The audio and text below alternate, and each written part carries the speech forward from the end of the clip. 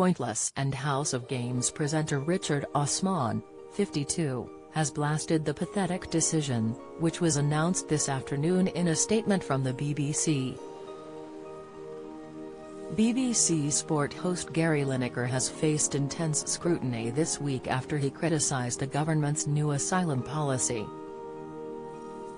The BBC has now said it considered the former striker's recent social media activity to be a breach of our guidelines. In a statement, the broadcaster added that due to its impartiality rules, Gary should keep well away from taking sides on party political issues or political controversies. The BBC confirmed bosses have had extensive discussions with Gary and team in recent days and has decided that he will step back from presenting Match of the Day until we've got an agreed and clear position on his use of social media. However, fellow BBC employee Richard has defended Gary by slamming the move in a Twitter post.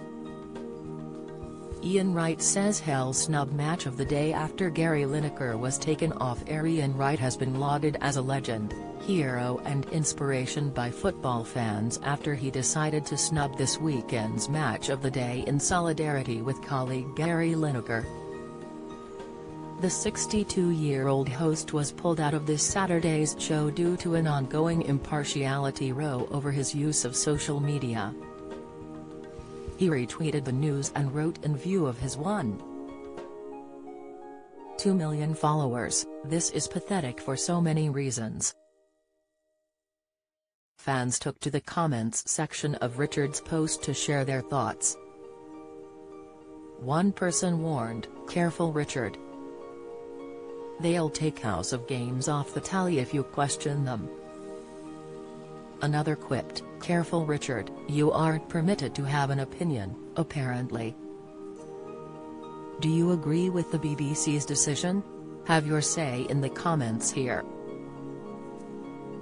A third fan queried, "On the flip side, if I tweeted something that painted my employer in a bad light, I'd be suspended/fired. Oh wait, but the BBC is not the UK government, right?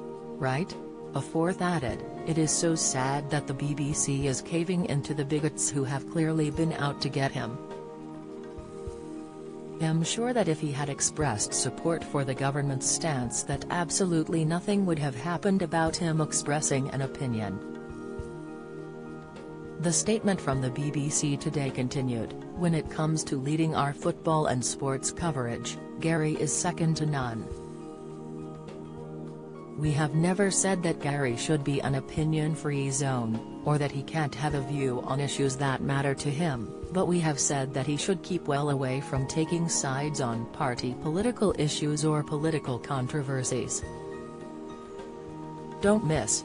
A place in the Sun's Jasmine Harman details potentially fatal issue. Latest, Piers Morgan talks BBC suspending Lord Sugar after Lineker off-air. Opinion, Martin Roberts breaks down in tears as he announces huge family loss. Video, it comes after the former Leicester City player compared language used in a video discussing the Conservative government's new immigration policy, by the UK's Home Secretary, to 1930s Germany. He wrote about the video, "In view of his 8.7 million followers, there is no huge influx. We take far fewer refugees than other major European countries.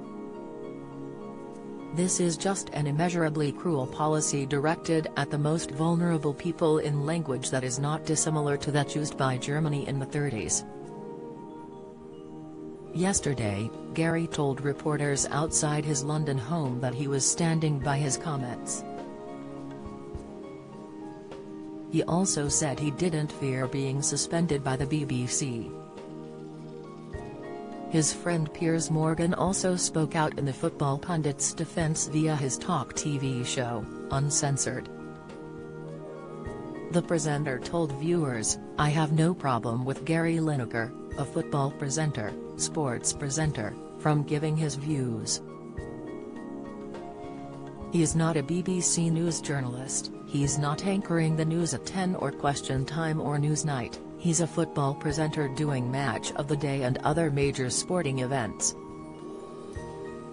He's a celebrity and a public figure. His 8.5 million followers want to know what he thinks about stuff. Why do we pretend that people like him exist in a sealed BBC bubble of perfect propriety, when no opinions exist?